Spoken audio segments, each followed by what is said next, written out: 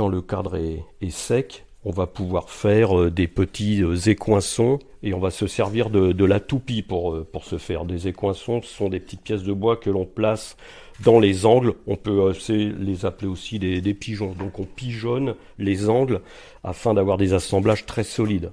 On pigeonne, c'est-à-dire ? Oui, je vais vous montrer. Pigeonnons. Pigeonnons.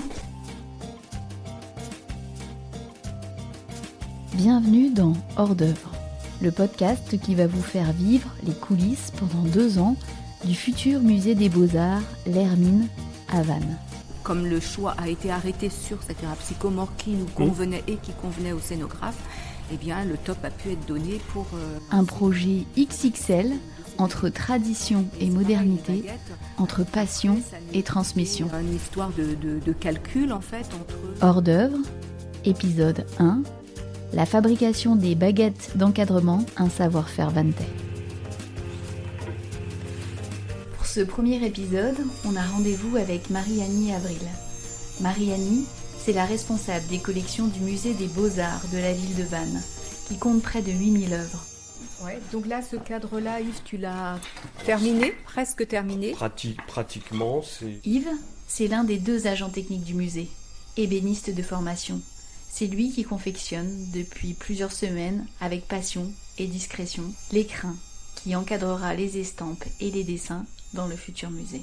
Donc il y a aussi la préparation pour pouvoir ensuite faire le montage du carton de dos. Marie-Annie, pourquoi vous avez choisi de nous emmener ici particulièrement ? Alors parce qu'ici nous sommes dans un atelier particulier, singulier, méconnu aussi, où depuis des semaines a débuté donc la fabrication des baguettes pour les encadrements des arts graphiques, c'est-à-dire pour tout ce qui est des dessins et des gravures qui seront exposés dans le futur musée Hermine. Les baguettes, elles sont en bois, Yves ? Oui, elles sont en bois. Oui. Nous, on utilise du sycomore. Alors, on a pris du sycomore, un bois un peu fin et très très clair pour justement le musée de l'Hermine. Le choix a été fait sur cette essence de bois. La finition est magnifique. C'est un bois dense et très clair. Donc, pour les arts graphiques, on a un profilé spécifique qui servira et qui va perdurer dans le temps sur toutes les expos à venir. On peut dire que c'est un bois un peu épuré, quoi. Ah oui, le sycomore, il a été utilisé en art déco dans les années 1920 pour tout ce qui est bois clair. Ça fait un très, très joli grain. Ces baguettes vont en fait servir d'habillage au montage de ces pièces. C'est tout un processus en fait de fabrication pour pouvoir ensuite, bien sûr, valoriser les œuvres, mais aussi les protéger. Et donc toutes ces œuvres qui ont été sélectionnées avant, donc bien sûr, d'entreprendre ce premier travail de façonnage des profilés. Vous disiez que c'était du bois local. Et c'est du bois local. Les râpes sycomores, on en a chez nous. En Bretagne, il n'y a pas de souci. Et donc ça représente combien de tonnes vous allez en recevoir, ça, des palettes comme ça ? Ah bah c'est là on a un stock largement suffisant pour faire une 50aine de cadres au final. C'est tout à fait rassurant que tout soit fait ici en interne dans les ateliers pour plusieurs raisons. C'est que déjà nous échangeons avec Yves, notamment sur ces baguettes, sur toutes les œuvres qui sont à prendre en compte, sur les séries qu'il faut prévoir. Donc on a dégauchi une pièce de bois brut. Dégauchi. On a aplani une face puisque c'était du bois brut. Donc complètement déformé. Et du coup, quand on a une face qu'on appelle une face un champ, on va pouvoir servir de la déligneuse pour tirer des bandes de bois, des baguettes. Alors on y va.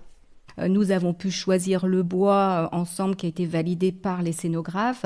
Ensuite, les montages de ces œuvres, donc avec des passe-partout qui encadrent en fait le dessin ou la gravure protégée par un plexiglas seront faits aussi en atelier. Les œuvres ne peuvent pas être posées ainsi dans un cadre. Il faut bien sûr qu'elles aient un carton de dos, etc., qu'elles soient montées. Maintenant, il va falloir qu'on ait l'épaisseur précise. Donc on va raboter cette pièce de bois. Et toujours à partir du dessin que vous avez réalisé. Bien sûr, et puis que l'on connaît par cœur, avec les cotes en tête, etc. Donc on sait exactement qu'il va falloir que notre pièce de bois fasse 18 mm.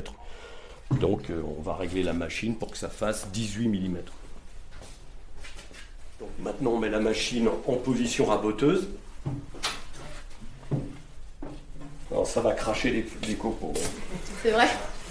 Tous aux abris. J'ai la chance d'avoir des collègues qui peuvent travailler ces différents matériaux. Les œuvres sur papier sont fragiles à la manipulation. Il faut quand même avoir une certaine aisance et beaucoup d'expérience pour pouvoir monter des gravures. Donc ça, c'est vraiment une chance inouïe d'avoir cet atelier qui d'ailleurs se retrouvera aussi au sein donc, de ce nouveau musée, puisque dans ce nouveau musée Hermine, nous aurons des réserves d'art graphique et un atelier de montage pour les arts graphiques. Ce bois formaté comme ça, mode rectangle, on va passer à la toupie pour faire la feuillure, la fameuse feuillure qui va accueillir le plexiglas, l'art graphique et puis son carton de dos. Vous êtes menuisier, c'est un métier de passion pour vous? Oui, c'est mon père, ça. J'ai été formé par mon père, en fait, qui est ébéniste d'art, et du coup, j'ai suivi sa voie. Ébéniste d'art? Oui. Ah oui, donc ça a une double résonance de travailler pour ce musée, en fait, quand même. Oui, tout à fait, tout à fait. Ça me parle.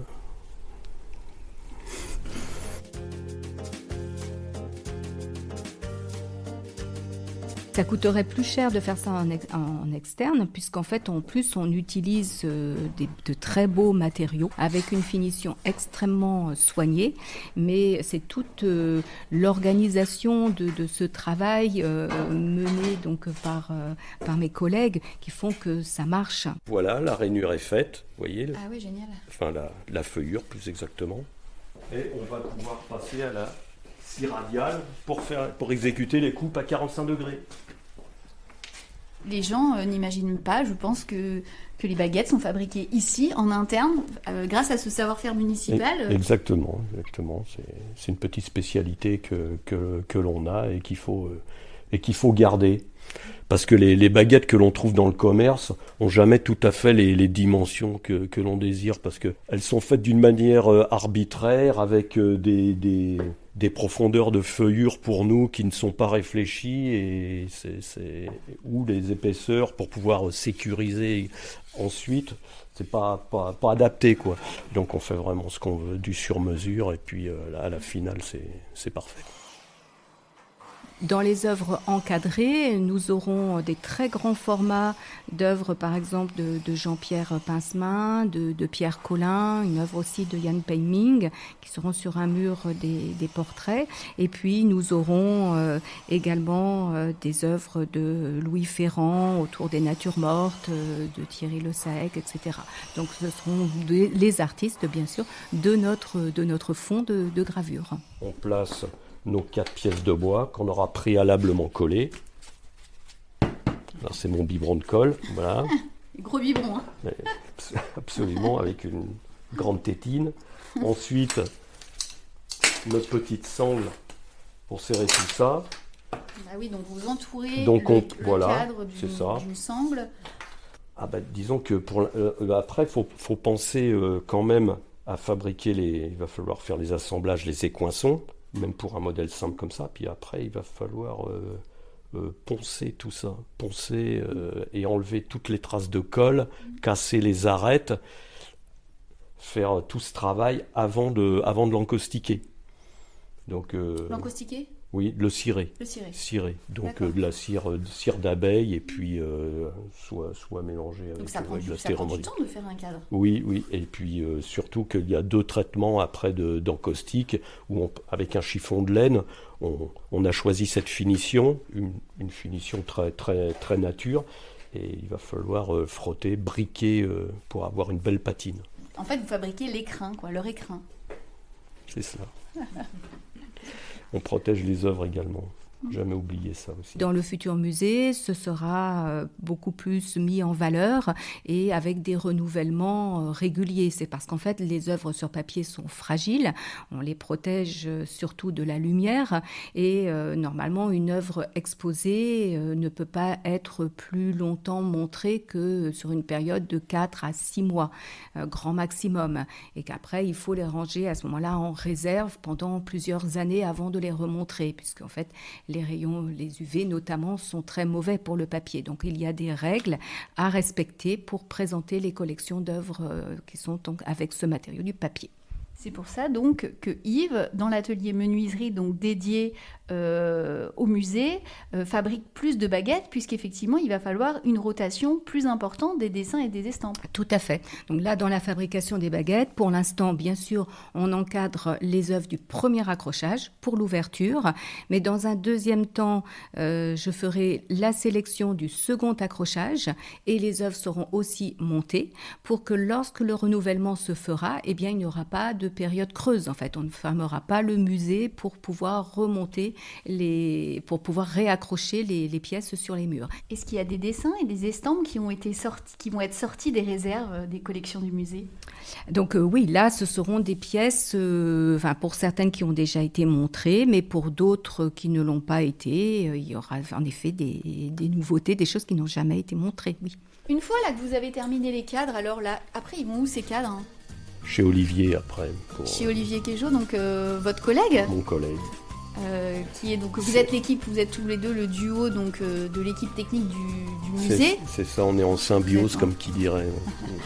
Et donc ça tombe bien parce que dans le prochain épisode on retrouvera donc Olivier dans les réserves du musée pour donc la suite finalement du travail que vous avez commencé. Absolument. Retrouvez une fois par mois un épisode qui mettra en valeur les savoir-faire, les métiers, les talents, les hommes, les femmes, au service d'un chantier XXL, un chantier culturel, patrimonial, architectural, urbain, le futur musée des Beaux-Arts, l'Hermine. Kenavo!